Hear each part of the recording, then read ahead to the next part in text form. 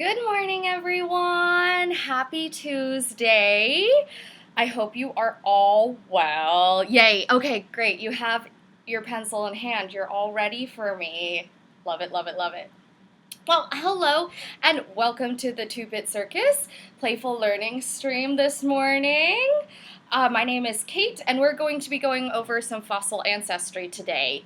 And just so you know, we will be talking a little bit about dinosaurs, but today we're talking more about the comparison between living and non-living cells, as well as looking at fossils and seeing how the process of evolution is proven through looking at different fossils of different species. So that's what we're going to do today. So that's why today you only need a paper and pencil, so nothing too crazy. I should be providing the images, and if you need closer ones, just please let me know, and I will drop the links into the chat box below.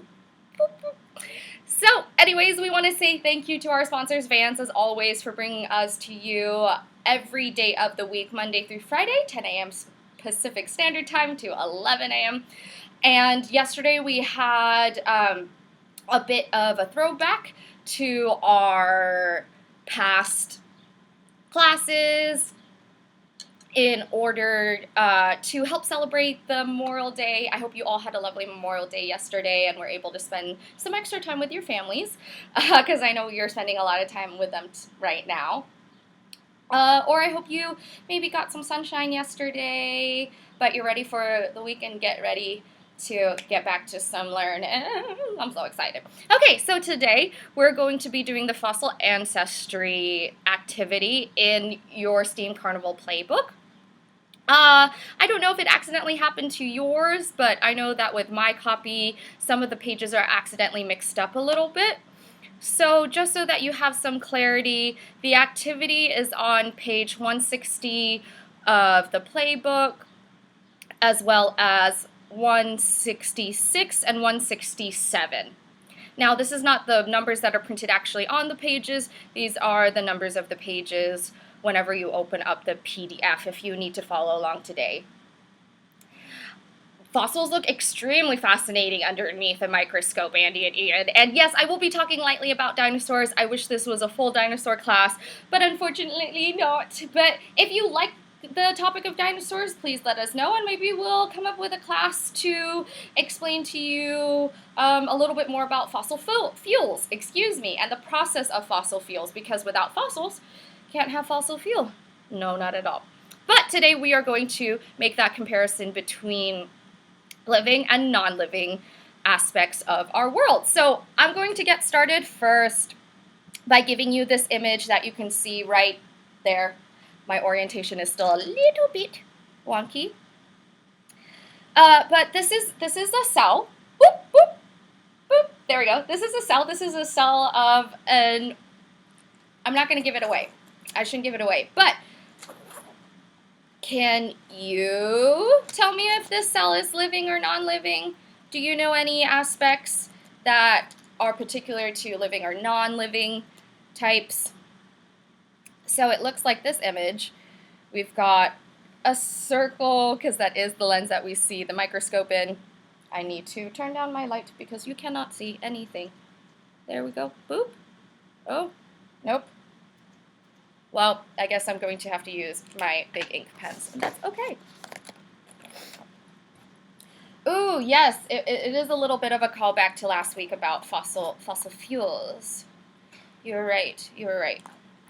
Okay, let's try with a darker pen. All right, we've got our image of our plant right here, and it looks like, to me, there is a very uniform structure in here to this plant and its cells. Oops, I gave it away. It's a plant. So, since this is a plant, it is most definitely a living organism and not living. So, I'm going to draw a little bit of what I see in front of me, which are these long, almost brick-like pieces that fit together to create this inside structure of this plant. Now, I am going to switch. I know, spoilers. It must be it must be that I'm a little bit sleepy today or something like that, right? Starks on it. I can't even remember what I'm saying. Okay, so we know this is a plant. It's got some very uniform looking bricks to it, and inside we see these tiny little dots. These tiny little dots. We're not really quite sure what they are yet, but this is a very rough interpretation of what you should have drawn to show the plant cell. I'm now going to show you a different cell, and let me know what you think of this one. Oops, ooh, saw some behind the scenes. Excuse us. So as you can see, the cell is completely different than the last one that we had. It seems to be almost going in a circular-like structure. Almost like a gobstopper? This kind of looks like a gobstopper to me. And it looks like it's got these interesting looking rectangles on the outside. Obviously, this microscopic cut of this particular object is dyed because naturally this object, because I'm trying not to give it away this time, naturally this object does not come in these colors. However, in order to get some clarity of different layers or other aspects of looking at different microscopic elements underneath a microscope, I'm repeating myself, in order to see some of the differences, oftentimes scientists or experimenters will will dye certain pieces so that there is clarity, so that they don't all mush together. So it kind of looks like this particular object has a very interesting sort of setup.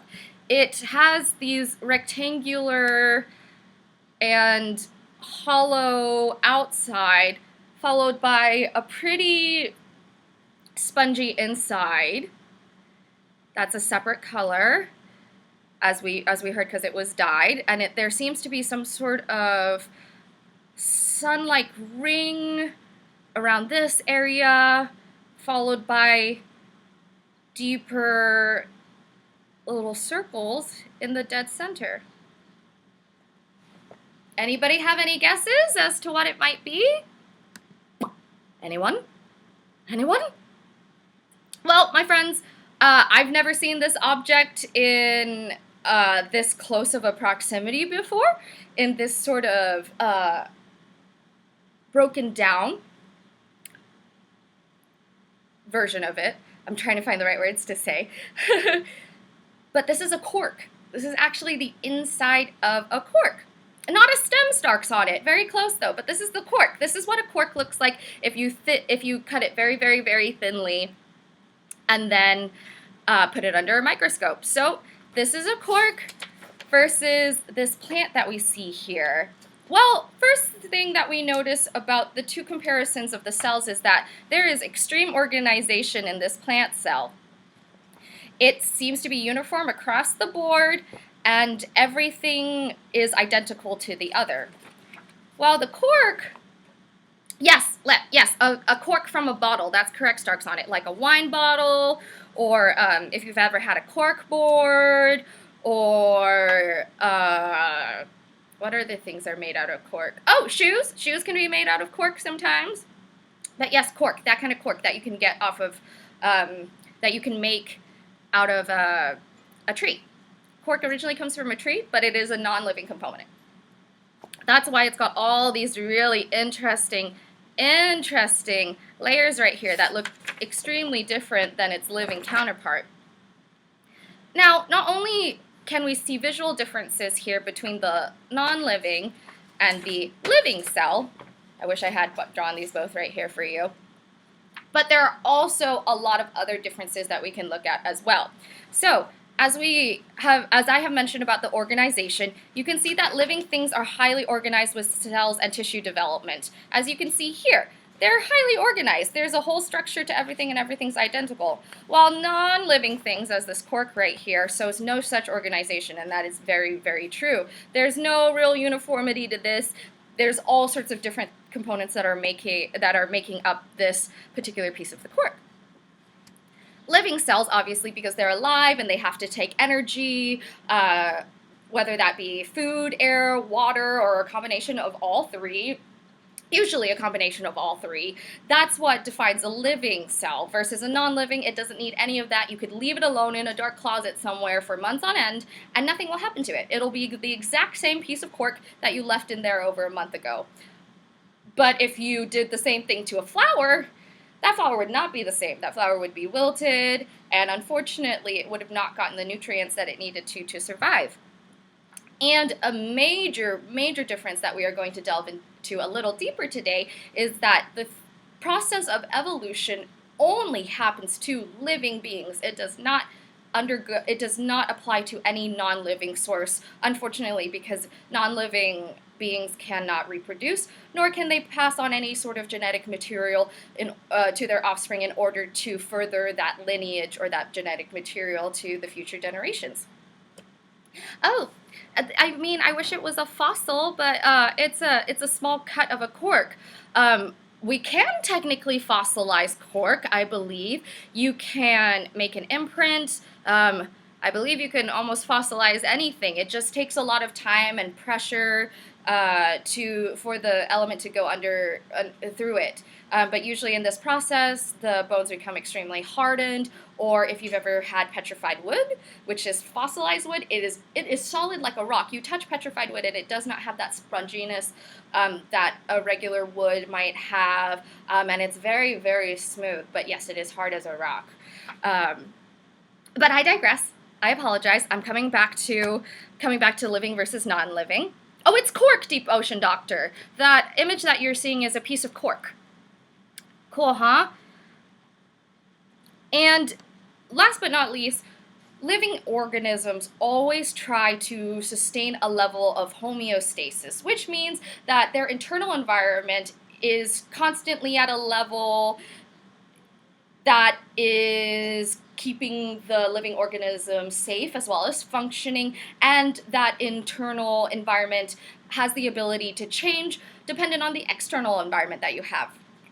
Cork is bark. Yes, that's correct.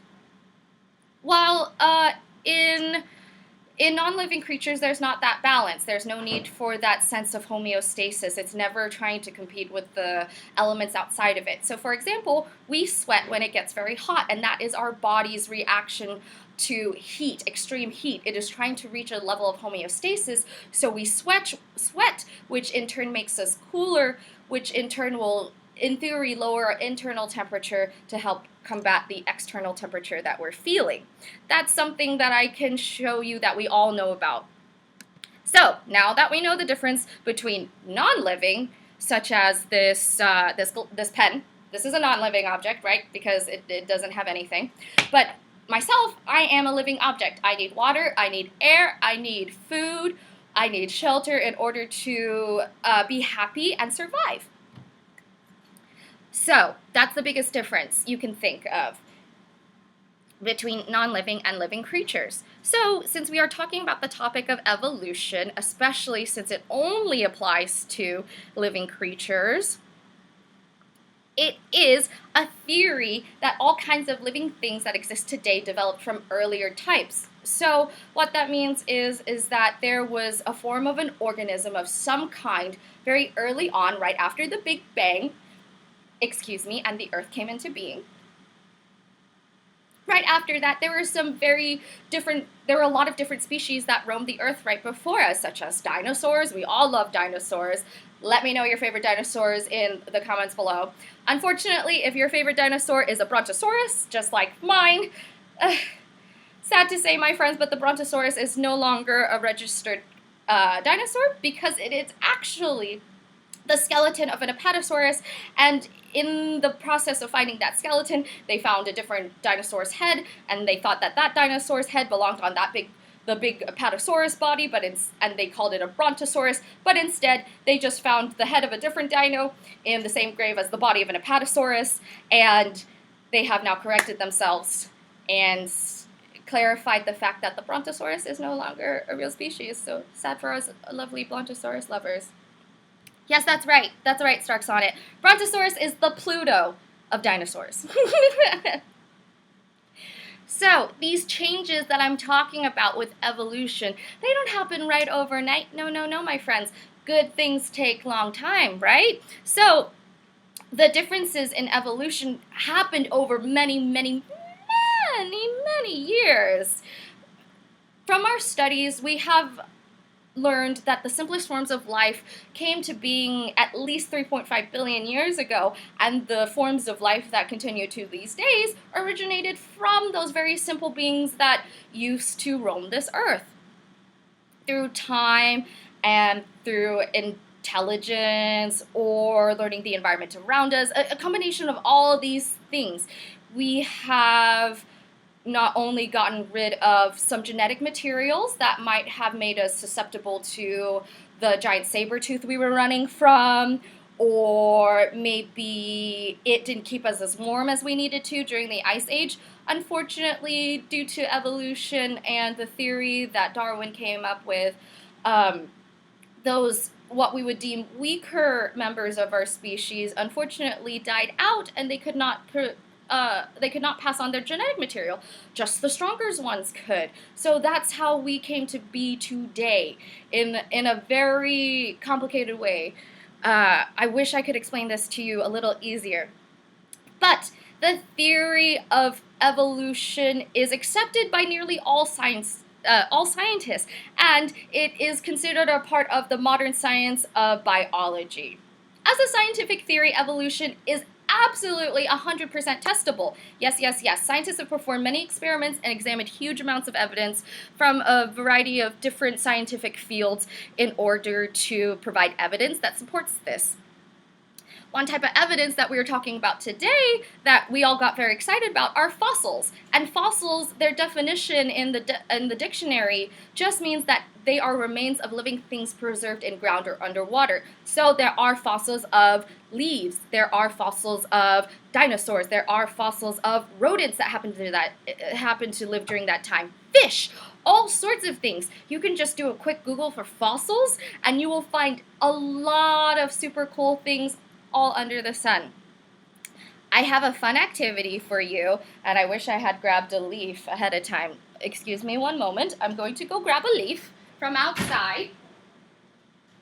See if you can grab a leaf or a flower.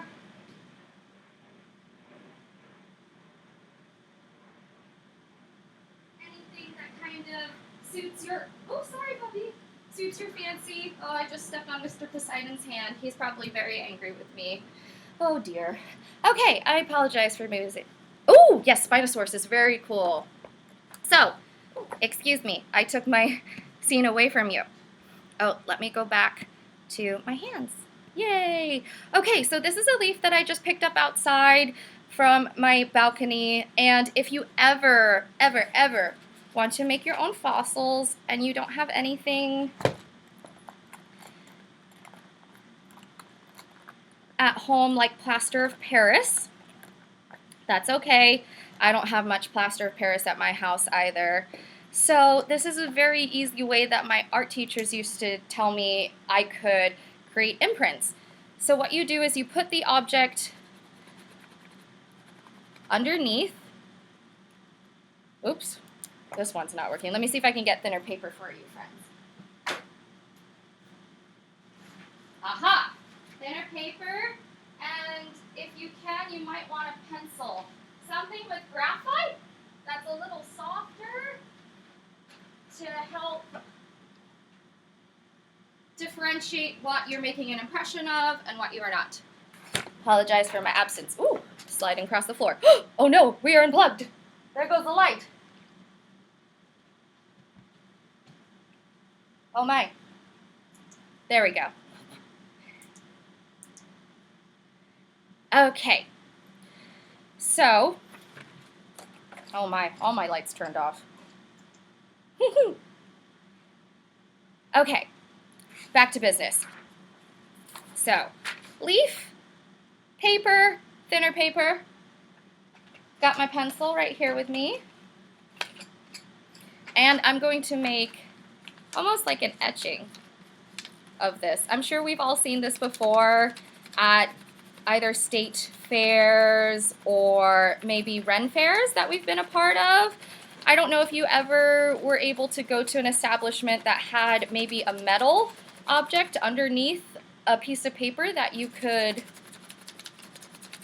make an imprint of.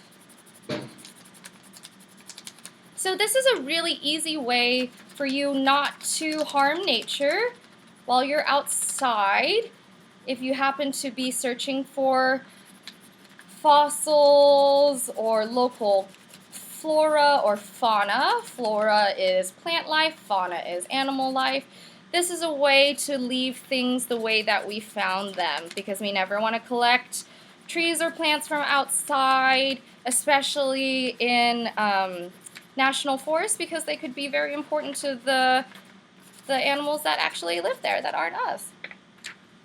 Okay, so you can do this with anything. As you see here, let me see if I can lower my light a little bit because it looks like it's blasting it out just a hair.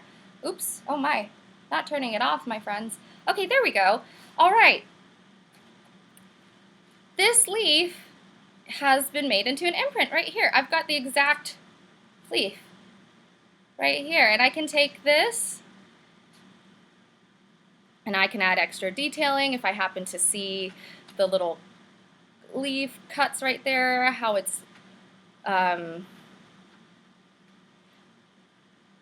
decayed over time because it's no longer attached to a food source. So the elements have kind of gone to our poor leaf right here.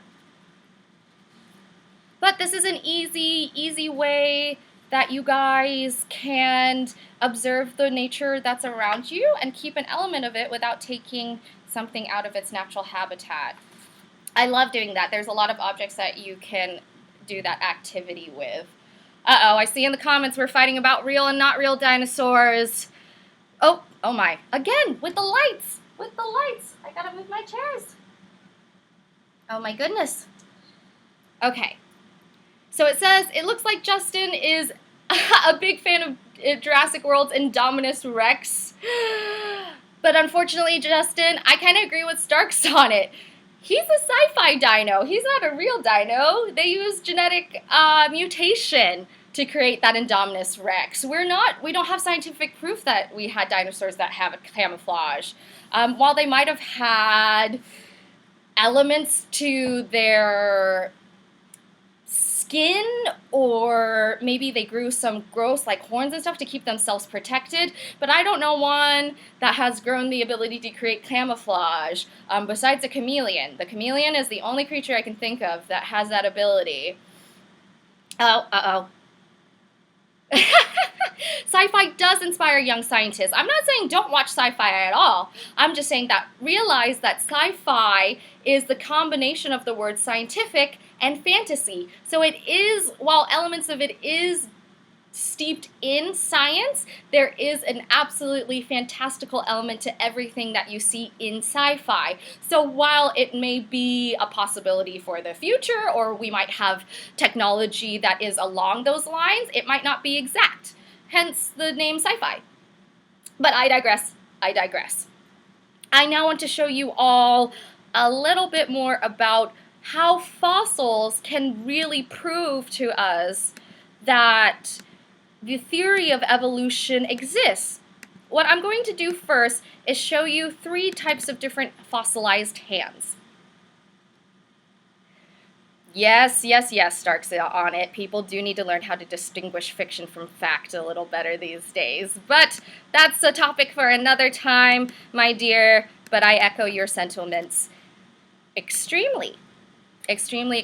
So, this is good. You can't see the names of these bones that you see right over here. So, these are 3 different, I will say this, these are 3 different hand bones from 3 different species. I will say that one of them is a chimpanzee, one is a human hand, and last is a scientific how do I say this? Evolutionary stepping stone that we have named Sabida. So in the comments below, let me know if you can guess which one is which. Is the human hand the one that's on the far right? Is it the center? Is it the far left? It seems really difficult, right? Because all of these hands look very, very similar to one another. They seem to have the same sort of structure, and they all seem to have the same amount of bones. There is the bottom of the hand, which is right here. We see the bottom of the finger right here because there are 3 parts to our fingers.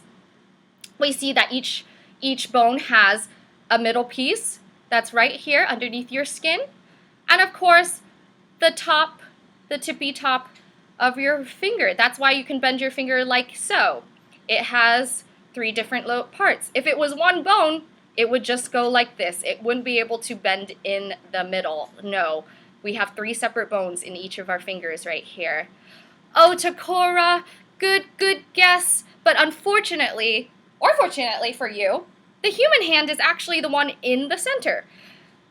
That's right. Even though it looks very similar to all of the other ones, the human hand is actually in the center. I am going to be giving you a different demographic, or a different graphic, excuse me, that states this as well in a few more scientific terms. Yes. Okay. This graphic is going to show you what I just stated about the hands.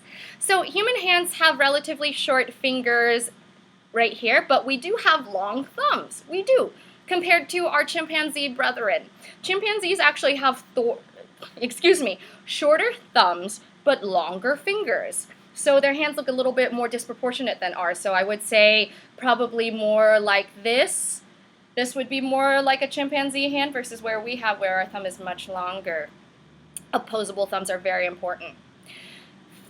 So these finger bones follow the Fibonacci sequence, not only in just the human hands and the chimpanzee hands. So from tip to wrist, each bone is as long as the previous 2 bones, which is the Fibonacci sequence. So this bone up here we'll call A, we'll call B this second part of the bone, and C down here is the combination of these 2 first parts together. So this is my shortest part of my finger, this is the second shortest, and in theory, to the Fibonacci sequence, these 2 together make the lower part of my finger. Which it does! I didn't move my fingers at all, but you can see that the first 2 bones in my fingers make up the length of the last bone in my finger. And then, not only that, but there's also another bone right here that connects the wrist to the actual independent finger. So this length right here is what these 2 are combined, which is absolutely true. From my second bone to the base bone right here, the base of my finger, this is about the same length as it is from my wrist to that finger. Really cool, huh? That is the Fibonacci sequence, and it is shown inside primate hands as well. Another piece of evidence that you can see inside of these hands in particular are the 4th proximal pedal phalanges. Phalanges is just a very fancy word for your fingers. That's why people say phalanges. That's my favorite game to play with babies, is just to tell them, scream at them phalanges, and spread my fingers at them. Can monkeys open doors? I believe so. As long as you have opposable thumbs, you can open a door. That's how we can open lids and other things. And chimpanzees and most primates do have the ability to open lids because they have opposable thumbs just like us. So yes, they can open doors. That's why your dog or cat cannot open a door by themselves just by using their paws, is because they do not have those opposable thumbs. These were given to us through evolution, and they have, in a way, made us superior to a lot of the other animals in our on our planet, because we can open doors. We can.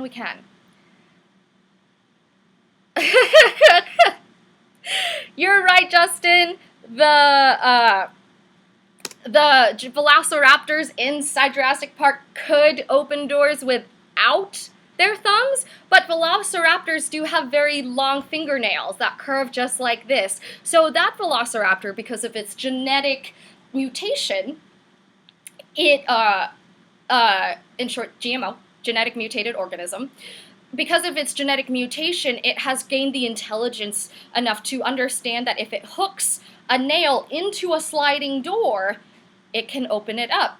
However, I don't believe that a velociraptor can take its claws and hook it around a circular knob, be able to twist it, and then push it open. I'm not so sure about that, but we don't have velociraptors, so we don't really know the answer to that.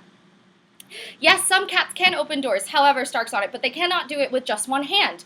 My cat in particular has to jump up and move his paws in 2 different directions, just like this, to spin the circular doorknob in order to push it open. Otherwise, he can't open it. So I'm talking about the ability to open a door using just one hand, not having to flip it a certain way or do something fancy like that, but just have the ability to grab the door handle by one hand, twist it open, and get out quite easily. As you can see, I'm sorry, back to the phalanges, right? We were talking about the 4th phalanges. Boop, boop. So the 4th finger. You can see the comparison. Oh no!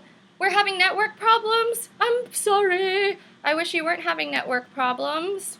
Let me know if it's coming from my end. You can see that all these phalanges, and I'll draw them here for you, all of these phalanges have something very, very similar. They're all relatively the same length. That 4th phalange, as you can even see comparison with the bones, they're all, not only are they relatively the same shape, but they're also the same length.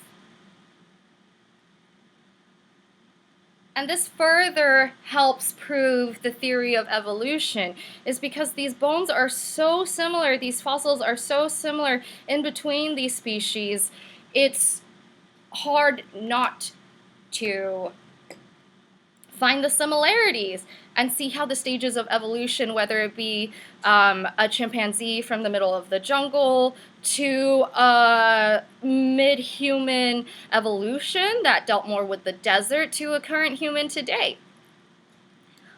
All of these different bones that, all these different fossils that we find that have different time stamps on them, because you can tell that by either carbon dating a bone or looking at other elements. There are a lot of elements that archaeologists look into when it comes to fossilization. And those things together, in addition to the study of DNA, and how those genes are carried on, and how genes pass traits, characteristics from one generation to the next. Those two microscopic components come together and provide enough evidence to to help not only prove evolution, but it helps give us the step-by-step as to where we came from and where we are now and what the struggles we had to have in between those things. And yes, for all my friends out there, Regina Phalange is a great reference for phalanges.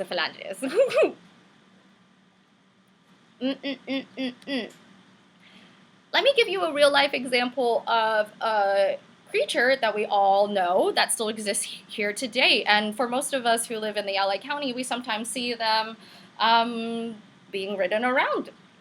The original predecessor of what is now considered the modern horse was found 50 million years ago. An example of the bones was dug up and dated back to 50 million years before the time that the modern age existed. And they were about the size of modern dogs, so huge. They were, well, not huge, not as huge as they are today, but relative. They're about. If a horse now is like about 15 hands high, I would say that horse back then was probably about 5 hands high. So if you put 5 of your hands together, up one by one, that's how you could see how tall a horse could have been. And then when the study of those bones were further looked into, the bones from several later stages of the horse showed that they got bigger over time, that this was an evolution that took a long time for the horses to adapt to, because they didn't need to be bigger than a size of a dog. But then I'm sure that there were a lot of potential carnivores or humans even. I'm sure they had to deal with us, and through that, they had to gain a different size. So about 54 million years ago, they were the size of a little doggy. And then about 28 million years ago, they grew about to the size of a doe, I would believe. And then about 17 million years ago, they grew just a bit bigger than that, so I would say probably pony size. And then right after that, the closest modern age specific species of horse, equine, that's a better word to use, equine that we have now are the Przewalski's wild asses. They are a very specific type of wild equus that are shorter than a modern thoroughbred. They're about 2 hands short of a normal horse.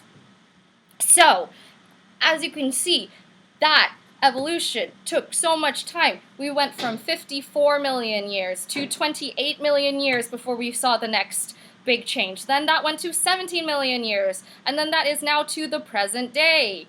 There is a lot of time in between all of these little jumps right here. This evolution is not something that happens overnight, as we have already stated. It is a long and arduous process that comes out of a necessary need that an animal or species has, because plants do go through a mild form of evolution as well. They need whatever living organism exists, it needed to grow with the environment around it and adapt to its predators and its prey. So for example, like I said last week, most prey, like deer, have their eyes on the sides of their head. So they don't have any range of depth to the images in front of them, because their eyes are not focused forward. They're actually focused on the side so that they see more around them. This gives them a wider view range. Excuse me. While instead predators, just like us, hawks, lions, wolves, all predators will have their eyes facing forward just like so, like we have. And while we do have a great depth of field, that means that we can see a lot, and including our peripheries, we cannot see behind us. Prey, because of the way their eyes are set, can to a certain extent see behind them. But we cannot. We are fully focused forward, and we have great depth perception because both of our eyes are here, and you need both eyes in order to perceive depth. Remember we talked about that last week with vision? If not, we will be doing a class soon that has to deal more with our ocular, which is a reference for your eyes, our ocular ability, so we'll go over more of that at a different time. But as you can see, with all of these references and with everything that I'm saying, fossils have led us to our current understanding of how we got here, why we exhibit certain personality or characteristics and not others. Like, why don't we have wings? Why don't we have hollow bones and feathers to help us fly? Why instead are we relatively soft-furred mammals? Why are we instead planted to the ground, and why are we not as strong as a rhino or as strong as some of our fauna brethren? Why do we have instead the evolution of a more intelligent brain and the ability to expand on not only serving immediately what we need, but to have the forethought to consider the needs of others and future needs that we may have and solve those problems ahead of time instead of just waiting for it to happen. Oh, I see some really cool things that Stark Sonnet has to say about our little ocular facts. So she says that primates have forward-facing eyes no matter what they eat, because she says, because imagine trying to jump around in trees without depth perception. That's true. That is very true. Can you imagine swinging from vine to vine, from tree to tree, without any sort of depth perception? You wouldn't be able to see how far that tree was from you. You would see it completely flat, and that would be horrible. And I think actually, Stark's on it, most primates are actually omnivores. So there are living species that they do hunt, just such as bugs, or I have heard of small rodents sometimes being used as food, or small lizards. So that is still hunting of some kind. They are still a predator of some kind, despite the fact that they do often like to munch on leaves and fruits and other things like that that are more of an herbivore style. But they are considered omnivores because they eat both. So the eye thing just still does work for them because they are predators to a certain extent. Yes, that's true. And also, any bigger animal can eat a primate. I'm sure there are hungry tigers in the jungle where they live that have been their unfortunate demise. So you might say to me, well, Kate, you're just comparing the bones in the hands of these different primates and humans, and, well, that's just hands. Hands could be anything. That's not giving me enough proof to prove what your point is today. Well, let me show you another example. Let's compare the skulls, the 3 different skulls. So here, you can see as it's labeled, these are anatomy of primate skulls. There's a chimpanzee, a human, followed by a gorilla. And while we are very similar to most primates, as you can see right here, I'm going to go to a new page on my sketchbook.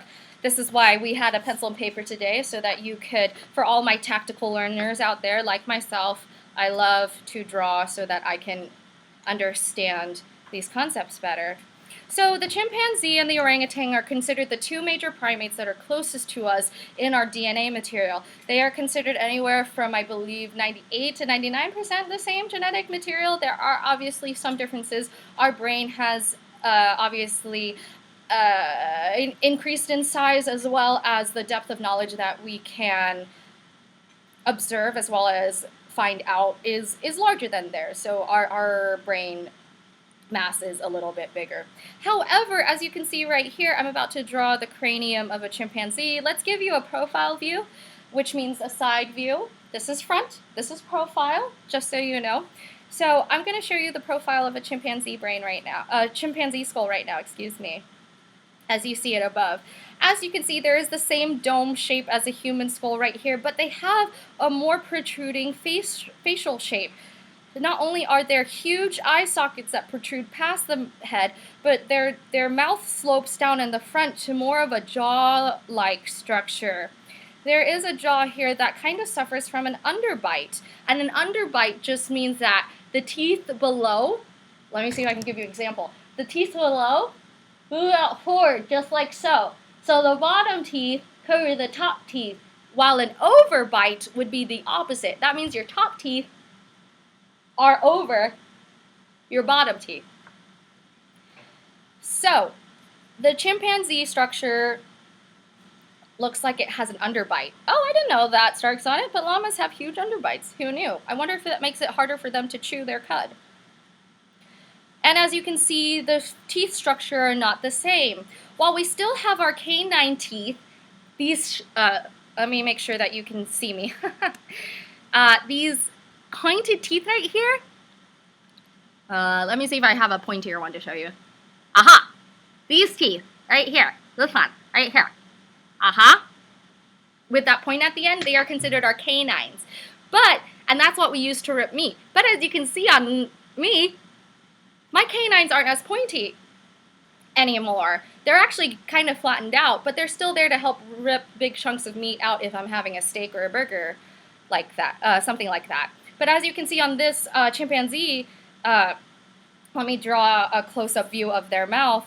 You can see that this canine fang is still a fang. They are extremely, extremely sharp compared to the rest of the smaller cuspids that you see here. And they also have larger eye sockets than we do, and this huge cheekbone that comes across almost right at under eye level, and it goes a lot thicker to go with that extra added bigger bottom jaw, as you can see right here. They have a large hinge on their bottom jaw. While in comparison, if you look at a human, as I said before, we had developed over time in evolution a bigger brain. So the human skull, as you can, blah, blah, blah, blah, blah. I need to be able to talk. I'm getting so excited. I'm getting my words all messed up. So as you can see, the cranium right here of a chimpanzee, oh sorry, I'll bring you guys a little closer. The cranium space is not as large as this huge cranial space that you see that I'm developing here for the human. We have a lot more space in there for that tissue mass that we call a brain. We also have foreheads that jut out a lot more than a chimpanzee does. Our nose is actually the largest protruding bone in our face. Our eye sockets sit right back here, where it sits right in between our temple, which you can feel right here. It's that bone right here. That's your temple. And you can see the hollowness of a cheekbone right here. And as you can see, that cheekbone is much thinner. The width isn't as big as a monkey's, especially that chimpanzee. I also see some notes from Starks on it that says our jaw muscles got weaker over time because of the result of our evolution, and that's why we mostly eat cooked food now. Oh, that is very interesting. Some say apparently developing cooking skills influence this process. That would make a lot of sense. We are the only species on this planet that eats cooked food. Most of our other mammal brethren eat only raw elements because they don't know how to play with fire. We're the only species here that has, quote unquote, had control over fire.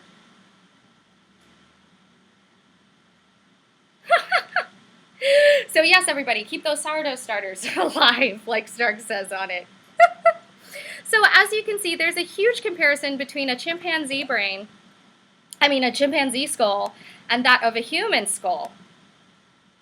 The chimpanzee doesn't have a lot of cranial space, but it does have a bigger and larger jaw because it does eat a lot more raw food, as well as needing the ability to have the power to rip apart harder elements that it needs to eat.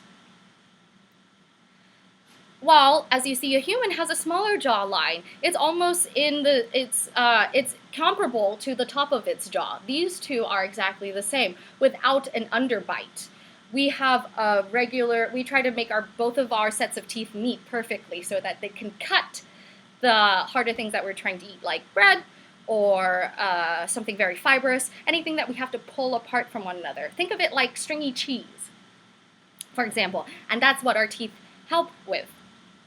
In addition to that, we don't have as large eyes as they do, and they're not as protruding in front of our faces. Our most predominant feature, as you can see on the profile of my face, is my nose, and that's true in the bone structure as well. Our forehead and our nose bone are the two protruding forces on our skeleton when it comes to our skulls, while instead a primate like a chimpanzee will have its eyes predominantly pushed forward, as well as a lower jaw. So these are the two jutting out points versus something like this, a little bit more parallel. And that isn't even in comparison to that gorilla skull that we see at the very bottom, which a gorilla is still a primate, but it's not considered one of our closest primates. Gorillas are big apes. They are big jungle apes, and they have a different societal structure as well as bone structure than we do. There is a huge skull bone that you see protruding out of the top of the gorilla, almost like a crest of some kind, almost like a shark fin. It comes out of the top of the skull just like so, like a sail, but it connects these two or lower parts of the brain. Of the skull that's a little lower. This is how those big silverback gorillas get that huge bump. That bump that you see on their head is produced by the bone that they have underneath that causes them to have that crest. And often male members of most species will have a form of a crest or a form of some sort of display to make them dominant to their female counterparts. Oh, and apparently Starks on it says that we don't actually know, we haven't studied enough about the human skull and our evolution, we don't know why we have such long noses. We don't know why that's the big protruding force on our face instead of our eyes, or our teeth, maybe something else.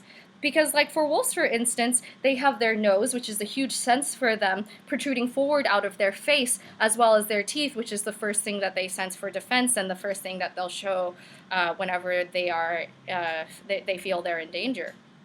So that's the main force of focus that they have.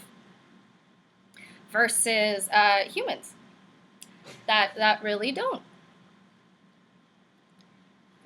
So this is extra evidence on top of the phalange bones that I showed you earlier to show that evolution is absolutely something that we have been dealing with for eons and eons. We are not the only species on this planet that has gone through that. Other primates have. And by looking at these bone structures, we can find similarities not only between our own species, but other species that are very similar to us. Still don't believe me? Still don't think we have very similar structures? Well, I'm going to leave you with this note. I'm going to show you what the bottom half of our bodies look like together. Yes, that's right, your pelvic bone, including where it's connected onto your legs.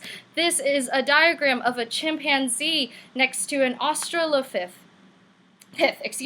which was a step along the way of human evolution. And the modern human. We all have that pelvic bone that sits in a very, almost like a butterfly-like shape, almost like a Rorschach ink blot, followed by the two legs that come out of the side. Not to mention the coccyx bone, which is what is considered your tailbone, is in the back. And we all have a sacrum, and we all have an ilium, and we all have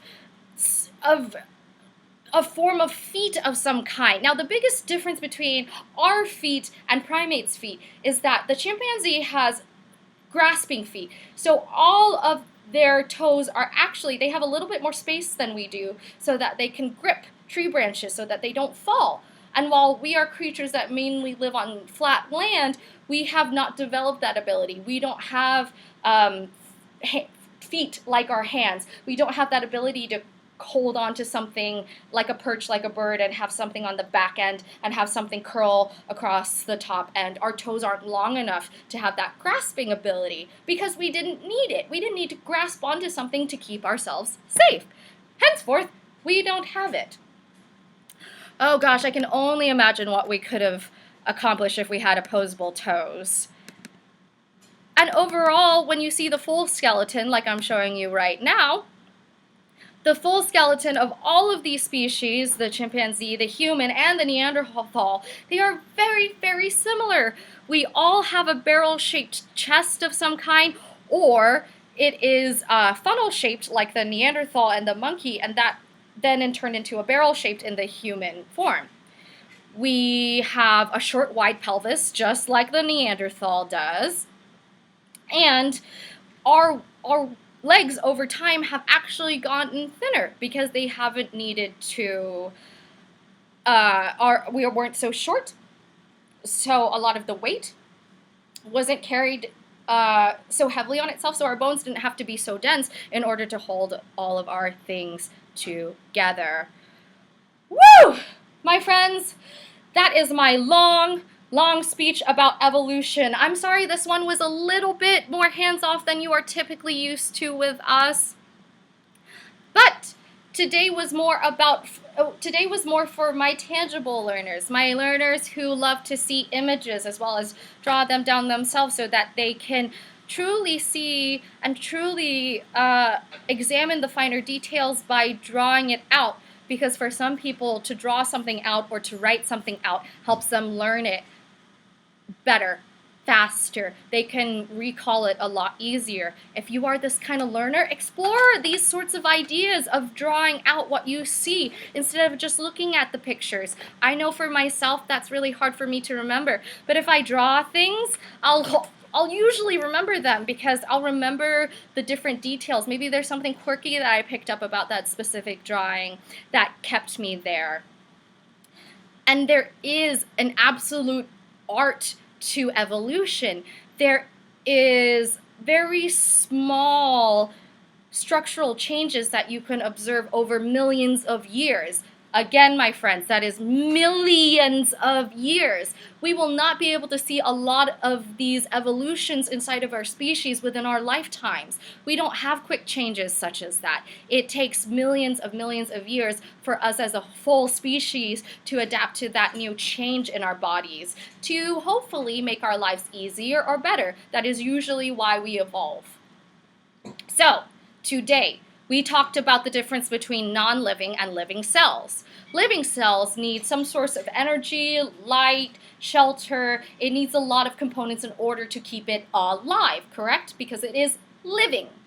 Non-living components, on the other hand, such as corks or this pen, anything that I have around me that doesn't need anything to be fed, is a non-living structure. And inside, it does not show that sort of uniformity. So when looking at microscopic slides, you can tell an element is living or non-living by whether it is organized, living, unorganized, non-living, unorganized, non-living, organized, living.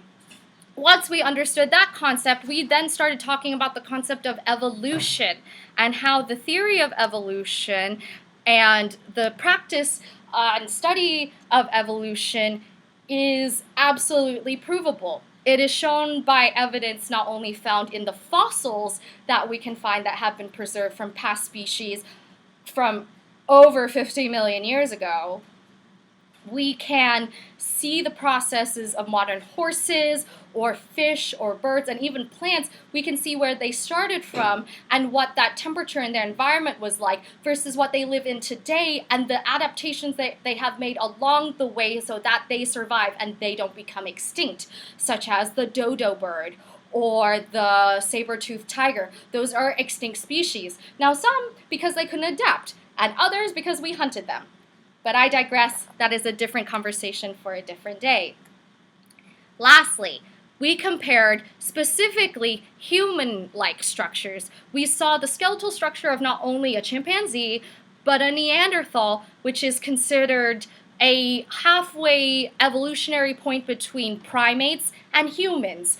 That is where we came from. Scientifically, that is where we have found our source, is that we were originally primates that had diverged from the original primordial soup and primate group to develop skills such as hunting, the ability to control fire, to make fire, to solve problems that we had before they came, to develop opposable thumbs, to develop the ability to walk upright, to develop the ability to develop a strong intellectual structure that not only could help us use tools, but helped drive our species forward in its development in the world around us. The ability for us to use complicated tools, such as a pen that clicks, or a jar that opens. These complicated tools are what differentiates us from our other primates.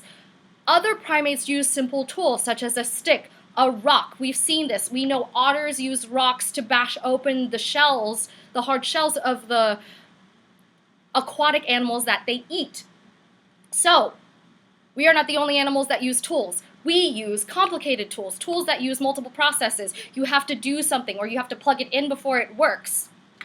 And by using the comparison of DNA, fossil structure, as well as similarities between not only modern humans and their bones and our primordial forefathers as well as current primates, all of that together, all of that evidence proves our theory of evolution. Now, I will say this as a final note before I go. There are people in the world who do not believe in the theory of evolution. They instead believe in theories that are called creationism or, I can't remember the correct terminology of it, but something along the lines of first energy. We will not go into that, but as I said, not everybody believes in evolution. But most of the scientific community absolutely does, and it is a theory that we follow that has brought us to where we are today. So, Thank you so much, everybody, for following along with me. I know I did a lot of chit-chatting today and a little less of material making, but next week I'm going to be coming back with another fun activity. It's actually part 2 of the wonderful living cells class that Michael made, but instead we're going to be playing with our Lego bricks, so bring those next time. Thank you so much again to all of you for subscribing along and watching along with us every morning from 10 to 11. We do have to thank our sponsors, Vans, again, for bringing us live here to you every day. Thank you to 2-Bit Circus Foundation. If you are interested in anything that we do have kits available for you that you can order from us at www.2bitcircus.org. On our website, you can also find other streams that we have, such as our Teachers for Teachers streams, that is for you educators and adults later on in the evenings. And of course, we have our archival footage of all of our past projects and our playbooks that are now for free for you. So thank you, fans! All right, everybody, again, I am Kate. It has been an absolute pleasure to talk with you this morning and teach you a little bit about evolution and how we got here. I hope everybody has a wonderful rest of their Tuesday day, and come back tomorrow and we'll have Evelyn and we'll see what she's up to. Goodbye!